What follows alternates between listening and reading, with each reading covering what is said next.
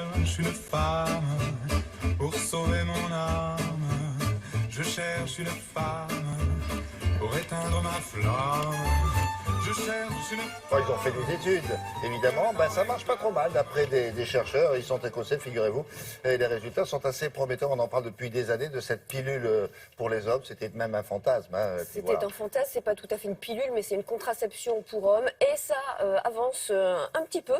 Des chercheurs de l'université d'Édimbourg en Écosse ont testé une contraception hormonale auprès de 300 hommes et ont obtenu des résultats assez prometteurs. Jugés plutôt, seules 4 femmes sur 266 sont tombées enceintes, soit 96% d'efficacité, soit autant que la contraception féminine. Dans leur étude, les universitaires expliquent avoir injecté une fois tous les 2 mois aux volontaires une dose de progestérone, l'hormone femelle, pour réduire la production de spermatozoïdes. Et en même temps, ils leur ont aussi injecté de la testostérone, l'hormone mâle, et cela afin de contrebalancer les effets de la progestérone. Alors, j'ai soumis ces travaux à un médecin andrologue qui nous explique le pourquoi du comment. Il nous dit aussi que la route est encore longue.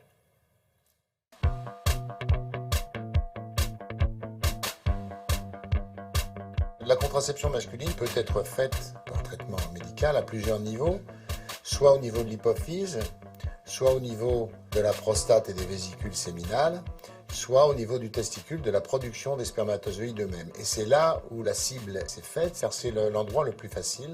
Donc on a procédé par une injection de progestérone tous les 2 mois pour empêcher la production de spermatozoïdes.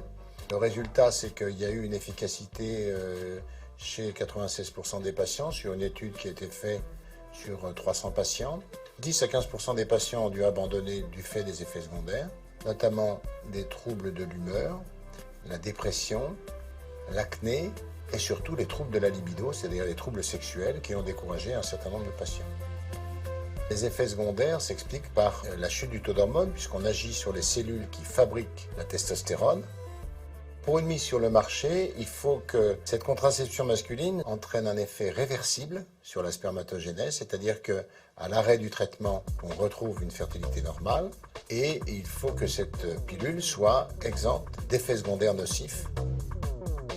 Il faut savoir qu'actuellement, la contraception masculine, c'est le coït interrompu, le préservatif et bien sûr le plus en vogue est la vasectomie. Il faut savoir que la vasectomie sur le canal qui véhicule les spermatozoïdes n'est pas un traitement réversible. Cependant, ce traitement est dénué d'effets secondaires. Et donc, le choix va pour l'instant pour cette technique. Est-ce qu'il y a des effets secondaires? On a mesuré ça ou pas encore? Alors, il vient d'en parler, il y a beaucoup de sautes d'humeur, d'acné, etc. Il y a aussi ce qu'on appelle la gynéconastie, c'est-à-dire les seins qui poussent chez l'homme. Oui, c'est-à-dire à force de prendre des hormones femelles, les hommes ont les seins qui poussent.